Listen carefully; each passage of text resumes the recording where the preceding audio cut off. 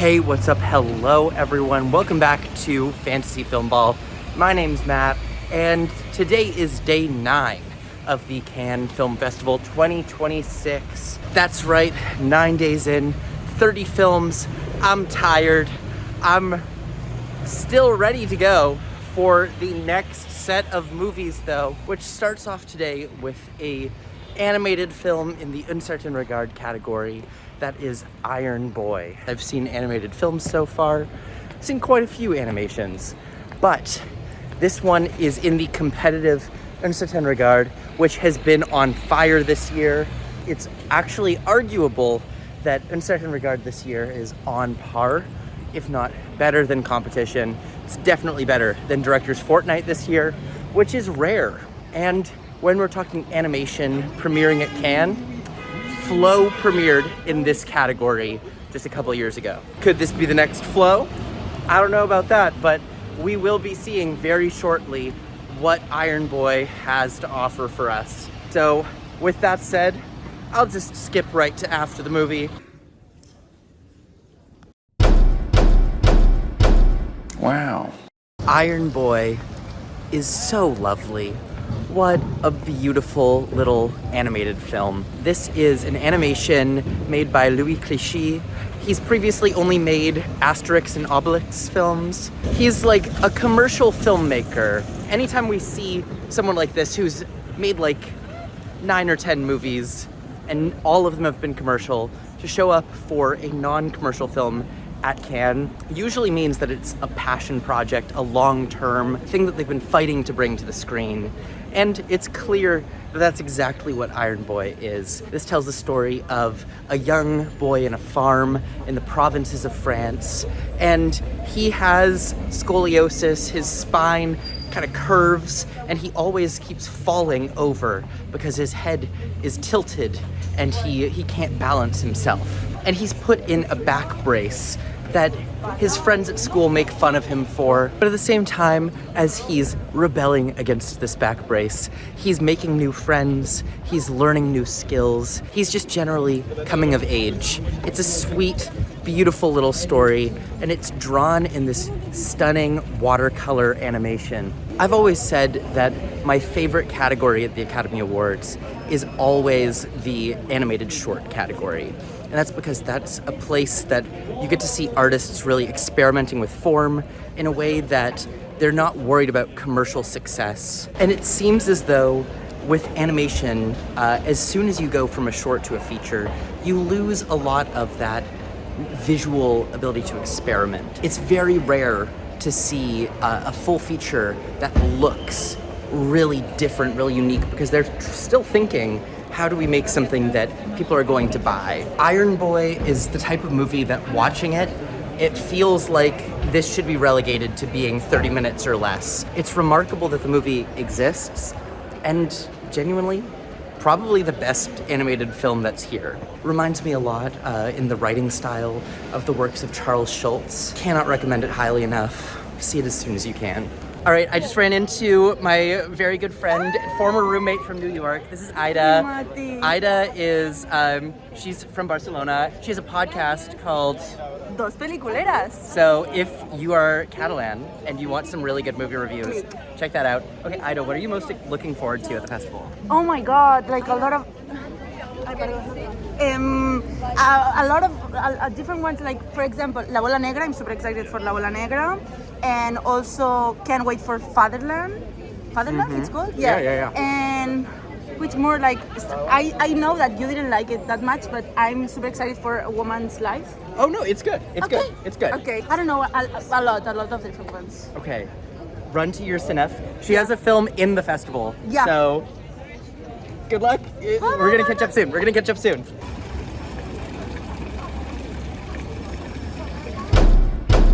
It's fine. Let's quickly talk Elephants in the Fog before I head into the next movie. I don't have a lot to say about this one. This film follows a matriarch of a community of transgender women living in Nepal, sort of in the forests there.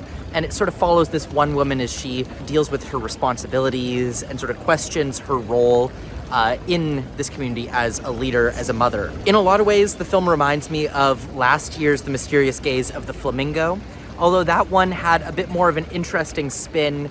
For one thing, because the perspective of the film was coming from someone who was very young looking into the community, and also because that film also had the spin of the magical realism element of it.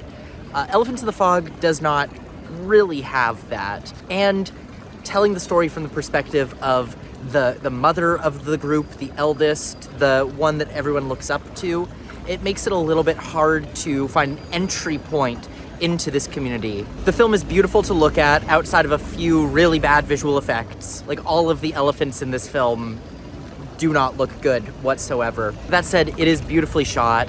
It has a nice tone to it. It has a nice rhythm, but while I think that the style was satisfying, the substance was not there for me. I don't hate that I saw it. It was nice. It was pleasant, but it didn't leave really any lasting impression on me. And with that said, I'm gonna go into A Man of His Time, otherwise known as Notre Salut. One of the big Cannes competition titles. Arno has been hyping this one up, saying it's gonna be huge. I had doubts at first, but I'm coming around. I think that this could be one of the big ones. And it's exciting because this is one of the premieres that I get to see. So gonna head into that now, and I will catch you up later.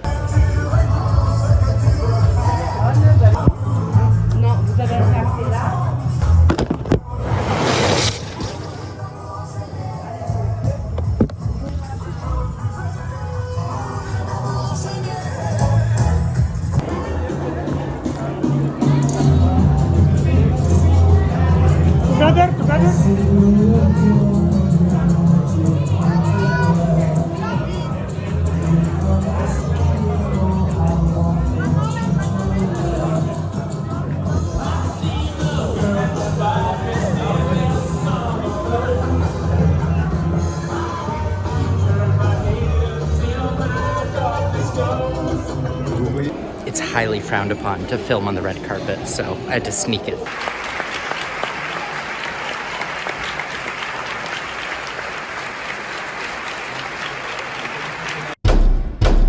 It's fine.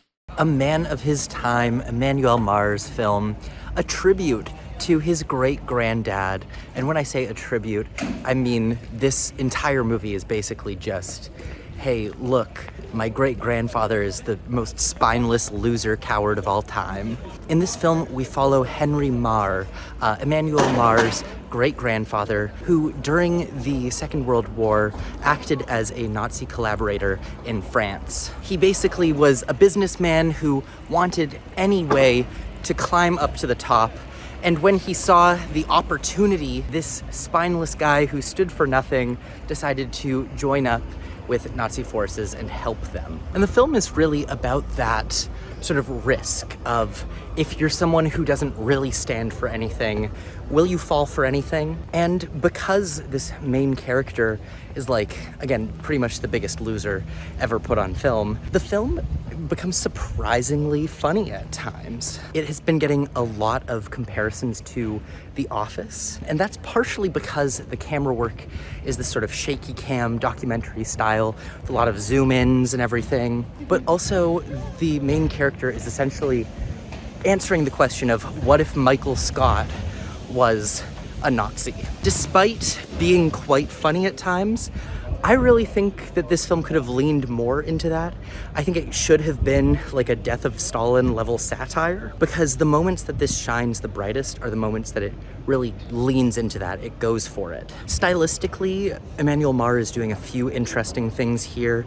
Not all of them worked for me, although I will say after about an hour, I kind of settled into some of them and they stopped bothering me as much. But he will light scenes entirely with a flashlight that's mounted to the top of the camera. And there's a lot of modern music, and the costumes and sets are very cheap. It almost feels like he's playing dress up, like we're looking at this from a very modern perspective. For me, a lot of this film was a slog, especially because it really relies on some knowledge of French history and French World War II history that I think a lot of non-French people and non-Europeans likely don't have. It's not trying to teach you anything. if you don't already know it, you're kind of in the dark. So I feel like this is not going to work as well for audiences outside of France. Ultimately, some good parts of this, some parts that I did not like as much. I admire the swing of making a movie about your family lineage in which you, again, make your family member look like the most spineless coward ever to exist. All right, off to the next movie, which is going to be Ben Imana. This is a film from Rwanda. I was supposed to see it yesterday, and then I did not set an alarm, so I didn't wake up for it. But I have another chance to see it today. It's fine. So let's talk about Ben Imana. This is a Rwandan film, and it's set in 2012, about 16 to 18 years after the events of the Rwandan genocide. And the film follows a community that is still reconciling with the violence that happened. They're still going through trials. They are talking about people who are still missing, who presumed to have done acts of violence. The healing process is ongoing, even nearly 2 decades after the events of the genocide. And we follow a young woman who is sort of disowned by her mother when she finds out that she's pregnant at the age of 16. And this film is sort of about the discovery process of this young woman learning about her mother's past and also trying to get by and survive now, having been cut off by her mom. And the film is really a love letter to mothers, a story about how we never really can fully know or understand what it took for our parents to get us here, what traumas they've hidden and buried in order to keep us safe, keep us happy, keep us healthy, the sacrifices that are made from mother to daughter, and the traumas that are passed down. Now, ultimately, sometimes it feels like it can be hitting us with too many traumas at once. It can kind of feel sometimes like it's doing a little bit too much to make us hurt, to make us feel. Obviously, it's a movie about the aftermath of the Rwandan genocide. It's gonna be miserable, but like, it gets really miserable at times. Still, it's a fascinating watch. I do recommend this one. I think you're gonna have to be in the right mood for it though, because it's a downer for sure. And before my next movie, I'm just walking along and enjoying seeing the boats, wondering what does it take to get on one of those boats. I don't know. May never know. I guess I'll just look yearningly at them, and then I'll talk to you after The Man I Love. It's fine. Okay, hey, I got sidetracked on the way home, and now everyone is asleep, and I am out on the balcony recording this video. The Man I Love is the new Ira Sachs movie. It stars Rami Malek. Ira Sachs is an American filmmaker, best known for his films Passages, Love is Strange. I have often felt quite at a distance from Ira Sachs' work, and I haven't really been able to pinpoint exactly why, I think until today. The Man I Love is about a showman, a singer, an actor in New York in the 1980s who is dying of AIDS. And the film kind of just follows him and his relationships and his friendships as he rehearses for a new play. And that's basically it. It's very simple. It just lets us see the relationships and the intimacy of his life. And that's where my point of not clicking with Ira Sachs comes in, which is that Ira Sachs makes movies that are meant to be deeply intimate,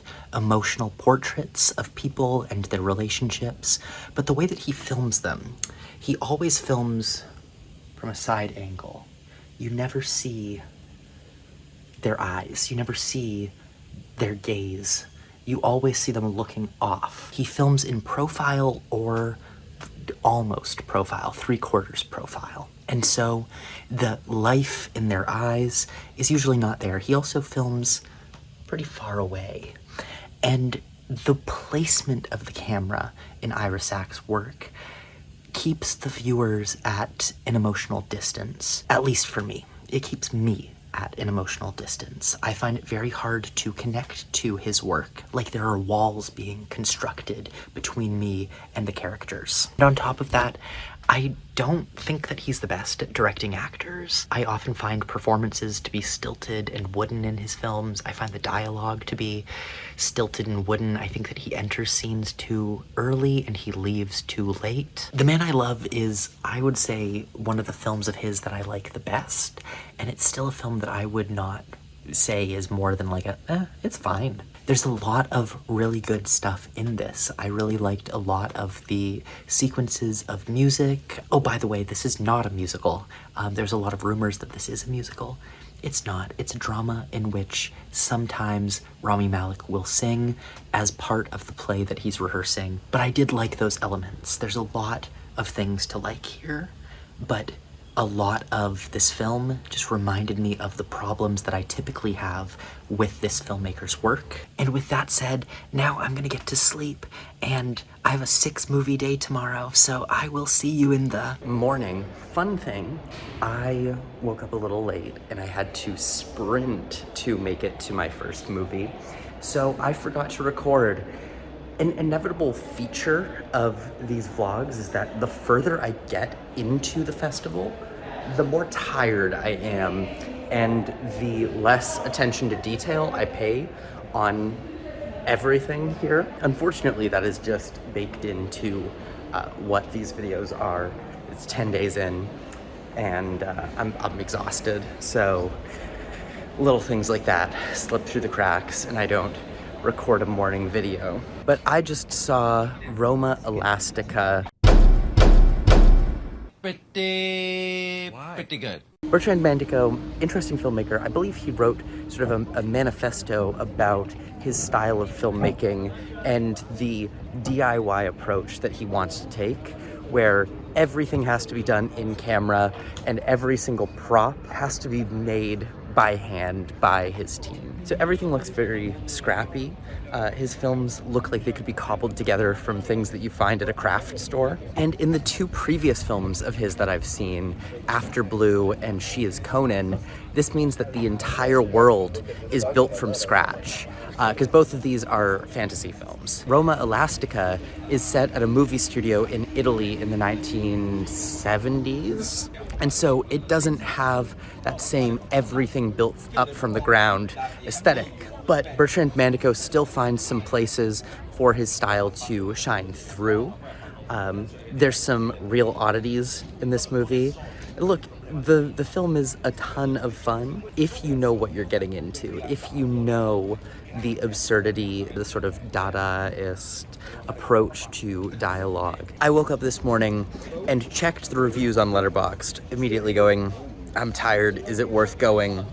And I saw that this movie was getting eviscerated by every single person that I knew. But honestly, if you know and you're familiar with, you like Bertrand Mandico's work, this movie is really not any different or any worse than anything else he's done. If you like his work, you're probably going to like Roma Elastica. If you have a distaste for his work already, which many people do, you're probably not going to vibe with this film beyond its wavelength. So for me, this was a fun way to start the morning. Granted, I will say the ending of it all kind of lost me a bit, but everything up till then, I had a blast with. I am on my way down to a film that I honestly didn't think that I would be seeing. This is one of the movies that I marked as uninteresting to me. This is Ulya. It's a biopic about a basketball player. I had no interest in seeing it. That said, seen some clips from it. Looks really nice. Looks very pretty. Looks beautiful. And nothing else was playing at this time, which means why not? Why not see it? So I'm on my way down there now. And while I'm on my way down, I want to talk about a problem that I experienced yesterday. I've experienced it sporadically through the festival, but not as bad as yesterday. Now, that is people on their fucking telephones. It has been an issue where a lot of people will check their phones, answer a text. You know, people don't overdo it. So far, people haven't overdone it. Until yesterday, where throughout the entirety of A Man of His Time, someone was on their phone for the entire screening, minus maybe 30 seconds. When someone told her off, she put her phone down and then picked it up 30 seconds later. It was honestly a little infuriating, but no one came by to stop, no one from the festival staff. Just this bright light in the theater the entire time. And she wasn't the only person in my row. who was on her phone. I've been noticing more and more of this. And yeah, this is the worst experience I think I've ever had with someone on their phone. Est un film qu'on a vu très tôt pendant le processus de sélection. It's fine. So I just watched Ulya, which is a Latvian basketball film about probably the most famous, most important women's basketball player of all time. This film follows her story from when she was a child working on a farm with her family to when she was picked up to go to school for basketball based on her unusual height, where she became a star player of the Latvian basketball team and ended up being the first non-American woman brought into the Basketball Hall of Fame. And despite me saying all of that, a lot of that information is given in the end text, just to tell you how important her career went on to be. This is really about her childhood. This is about her sort of first introduction to basketball. And in that way, it does what I think biopics should do, which is give you a small snapshot of a part of a life rather than trying to capture the complete whole of someone's existence from womb to tomb. This is not a womb to tomb biopic. And I really appreciated that. It was very well done in the small slice of life that it chose to film. It sort of escapes the typical sports biopic cliches and tropes because it focuses on such a small part of her life at the very beginning before her career really took off. And because of that, there's a lot of inherent conflict. This farm girl who sort of reluctantly becomes a basketball player, doesn't really want or dream of this. You look at so many other biopics and they're so devoid of conflict because they have to cover such a large amount of time, and a lot of the time they're so in love with the main character that they can't really show you anything difficult happening to them. But here, this is a story not about a basketball icon. This is a story about a young girl who is treated as unusual by her classmates, and who, because of those things that make her unusual, so to speak, ends up becoming one of the most important athletes of all time. She ends up figuring out how to embrace the things that make her different. Incredibly well shot. Like, this is one of the most gorgeous films at the festival, and that's another thing that elevates it above other sports biopics. Now, there is one issue baked into this movie, and I don't know how to feel about it. I'm sure that there will be people out there who understand the nuances of this more than I do and will be able to talk about it more, but something that rubbed me the wrong way and something that is keeping me from putting this at a higher rating is the casting of the main character. This is supposed to be like a 12-year-old girl, and the character throughout the entire thing just sort of emphasize the height and the sort of physical stature of the character. Ulya is played by like a man in his late 20s. It's difficult for me to wrap my head around this casting choice. They're portraying this tall, very physically imposing woman as a man. Part of it feels like it's feeding into the current trans panic around sports, the sort of culture war around gender in sports. I don't know how to formulate my thoughts around it, but I feel like portraying Ulya this way, rather than having her played by a woman of similar height and stature, having her played by a man, something about it rubs me the wrong way. I'm sure people will write about this, people will have opinions about this. I'm going to have to read what people more informed on the topic say. I just know the reaction I have, the gut reaction, not good. Victorian Psycho time. I'm so tired.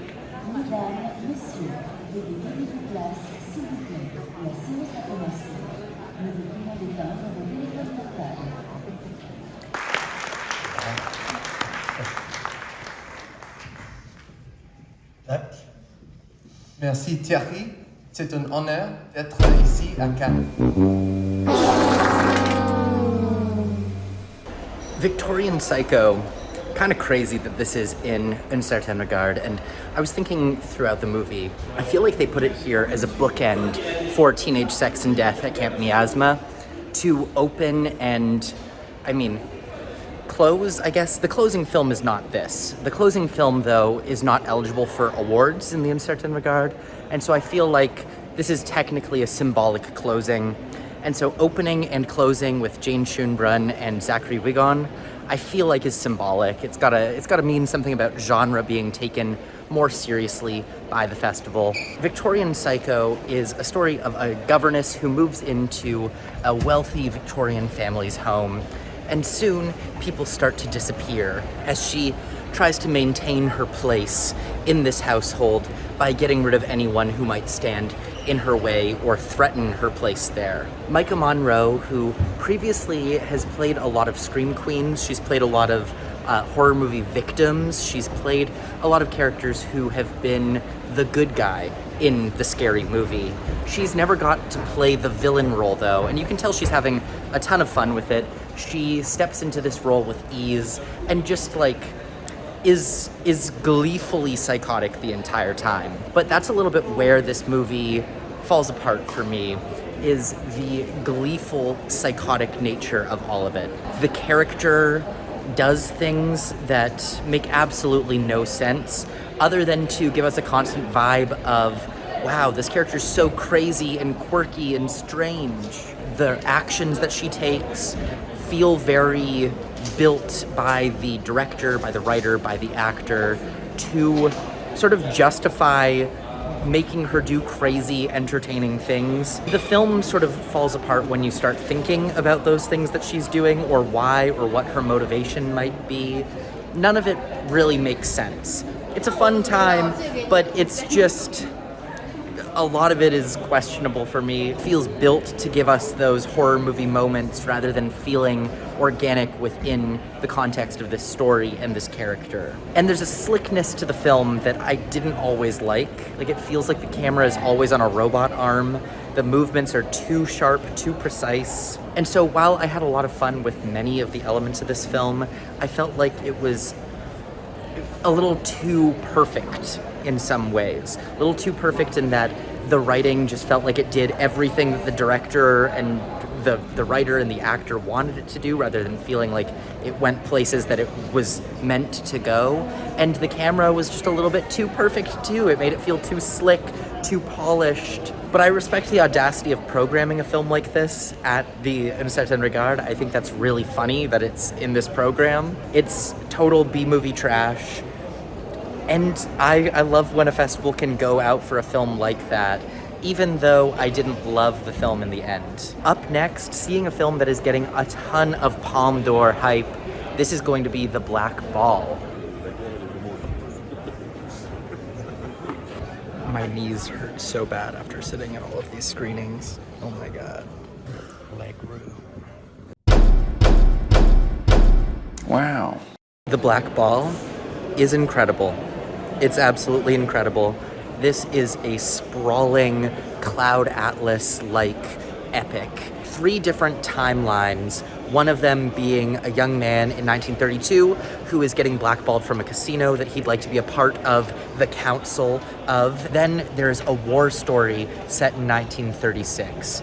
And this story follows a young man who accidentally becomes a fascist soldier in Spain when his village is bombed by Italian fascists and he is picked up by Spanish fascists. The last storyline is in 2017. There is a playwright, a historian, someone who basically is just interested in literary history, who receives an unexpected package from his late grandfather that he never met. And these 3 stories at first seem completely unconnected and gradually start to interweave as we get a portrait, a tapestry of queer history in Spain. The whole thing revolves around a lost play by a very famous Spanish playwright. This is a real play. It's what the film says it's based on. The Black Ball, La Bola Negra, is a play. Only 4 pages of this exist. No one knows if it's unfinished or if the work is lost. And that's sort of the jumping point that this film goes off of. What if it was not an unfinished work?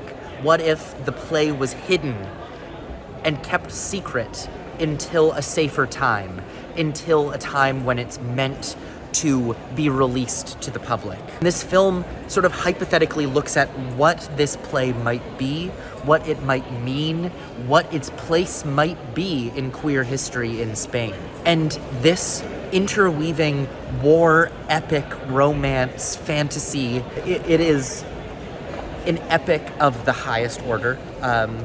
So many things happening in this film all at once, and yet it never loses the thread. It never lets you feel like something happening is less important than anything else. The editing is magical in how it pulls these stories together even before we understand their connection to one another. And the music, oh my god, the music is great.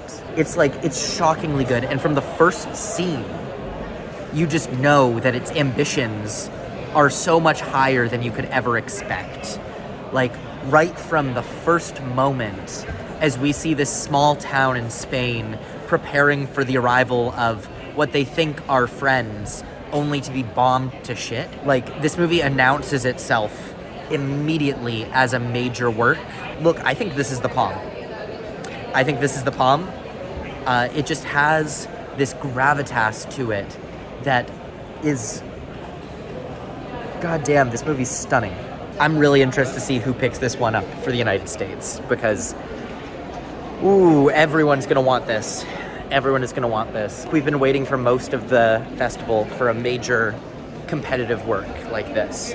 So, wow. And with that said, go into my next movie. I'm fitting in a classic screening, doing Machine Gun Kelly, Roger Corman film. To say that when our father was very young, he knew that Paris was the center of the world. Wow. Let's quickly talk Machine Gun Kelly. This is Roger Corman's 1958 bank heist kidnapping movie. It's a Roger Corman movie. It's cheap, it's fun, it's not really a lot of attention to detail on the quality. 3 separate times in the movie they do the exact same shot of a mountain lion growling as a way to be like, someone just got mauled by a mountain lion. It's not a very good movie. Granted, there are some good performances in this, but you know, it's what you expect from a Roger Corman movie. Cheap, quick, fun. It is what it is. Roger Corman is held in such high regard, not because of his filmmaking prowess, but because of the community and the mentorship that he gave to other filmmakers. So, you know, not great, but it was a fun way to spend a couple of hours when there was nothing else playing. And, you know, I'm never mad at seeing another classic film and learning a little bit more about cinema history. His wife and his daughters were there to speak about him. I haven't seen many of his films, so this was nice to add to the list. End of the day, 2 a.m., and a lot has happened.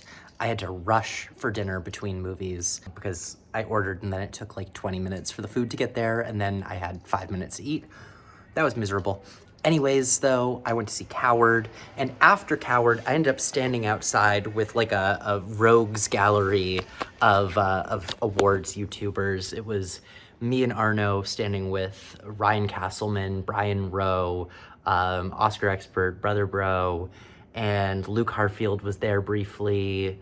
Matt Neglia dropped by to say Coward is gonna get nominated for international feature, and then dipped immediately. But yeah, we just chatted out there until 2 a.m. But in the meantime, let me tell you about Coward. It's fine. Coward is the new film by Lucas Dont, Belgian director. He did the movie Close a few years ago, which I thought was just brilliant and heartbreaking. Coward is a World War I movie. It follows the story of a young soldier who becomes very fond of a troupe of actors. They're soldiers who their job is to go all over the front lines and perform for the sick and injured, as well as just the other soldiers, to boost morale. And so our main character becomes infatuated with the lead performer of the troupe. And as he becomes more and more infatuated and wants to be a part of this theater troupe, that's where our titular cowardice comes into play. This is not a movie about plot. This is a movie about actions. It sort of repeats quite a lot of things. It's not really a movie about what happens as much as how it happens over and over and over again. It's really a slice of life on the front lines. Like, we're just watching these men hang out, and we're watching them as they wait for orders to go and do the same shit. The monotony of war, and also about the way that performing and entertainment can cut through that monotony. It sort of reminded me a lot of Kokuho from last year, which is another film that really takes a lot of time focusing on the performances. But for me, the amount of repetition in this really took away from its overall effect, overall impact. I found it to get a little bit dull throughout because it really felt like we were seeing the same actions, the same situations over and over, just in slightly different contexts. I spent most of the movie wanting something, anything to happen. And even when something did happen, it was so small that it didn't really move the plot forward as much as it just slightly shifted it. It's a very surprisingly small movie for hearing that it's a war epic from a filmmaker like Lucas Daunt, who is known for doing things that are a little emotionally manipulative. Like, as much as I love Close, that is a film that goes for a gut punch, and it is emotionally manipulative. And Girl, I mean, there's a lot of complaints about Girl, but I think the biggest one is it sort of takes you through the traumas of the character to try and get an emotional reaction. Coward doesn't do that. And I think people will appreciate because of that. Personally, I just feel like it wasn't doing enough for me to stay really engaged or interested in the whole thing. But that is the end of this video. I'm also so behind now on these. It's the end of day 10. I've yet to edit the day 7 and 8 video, just because I saw 6 movies today, guys. What time do I have right now? But tomorrow I will try to find some time to edit in. I will do my best to find some time. That's it for me tonight. I am gonna go to sleep because I've earned it. I've earned it. All right. Anyways, as always, thank you so much for watching. My name's Matt. This has been Fantasy Filmball. Ka-chow.